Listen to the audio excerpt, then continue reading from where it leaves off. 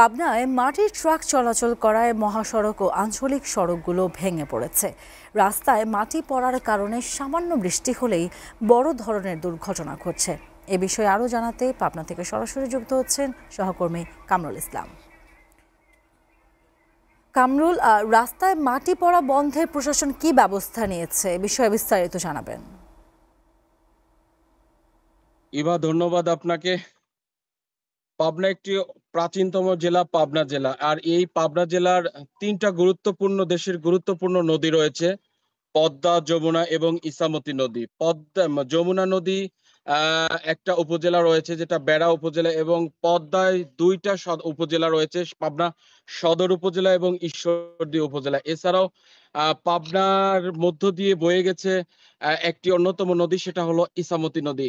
বিশেষ করে যারা বালু খেকো রয়েছে, বালু দস্যু রয়েছে, তারা কিন্তু প্রতিনিয়ত বালু উত্তোলন করেই চলেছে, যার কারণে সুজানগর, পাবনা সদর, ঈশ্বরদী এবং বেড়া উপজেলার অন্তত 10 থেকে 12 কিন্তু বেশ কিছু গ্রাম কিন্তু বিলীন হয়ে গেছে। কারণ প্রশাসনের নিষেধাজ্ঞা এবং কোর্টের নিষেধাজ্ঞা সত্ত্বেও কিন্তু বালু দস্যু যারা রয়েছে তারা কিন্তু বসে নেই। তারা প্রতিনিয়ত কিন্তু বালু উত্তোলনের কারণে এই রকম ঘটনা ঘটেই চলেছে। অনেক গ্রাম কিন্তু বিলীন হয়ে গেছে। এছাড়াও পাবনায় কিন্তু 11টি উপজেলার সব কয়টি উপজেলায় কিন্তু মাটি ব্যবসা যারা করে, যারা মাটি ও পুকুর খনন করে কিন্তু মাটি বিক্রি দেদারচে চলছে। এটা প্রশাসন এবং আইন শৃঙ্খলা বাহিনীর চোখ ফাঁকি দিয়ে কিন্তু প্রতিনিয়ত 4 ফসলি জমি খনন করে কিন্তু পুকুর খনন প্রতিনিয়ত করছে। আর এই পুকুর খনন করার যাদের পার্শ্ববর্তী জমি রয়েছে তারা কিন্তু ব্যাপক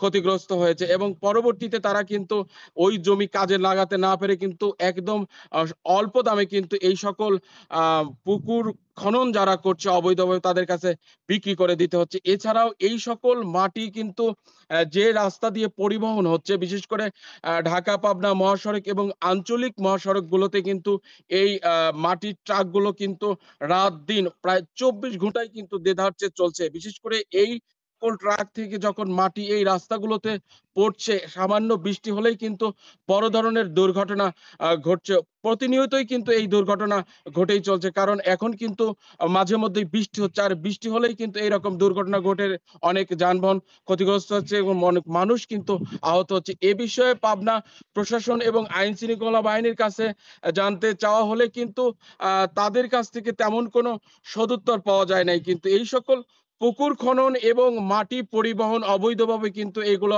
অহরহভাবে চলতেই আছে। সচেতন মহলের দাবি কিন্তু এগুলা অচিরেই বন্ধ না হলে কিন্তু জীব বৈচিত্র্য এবং পরিবেশের ভারসাম্য রক্ষা হবে না।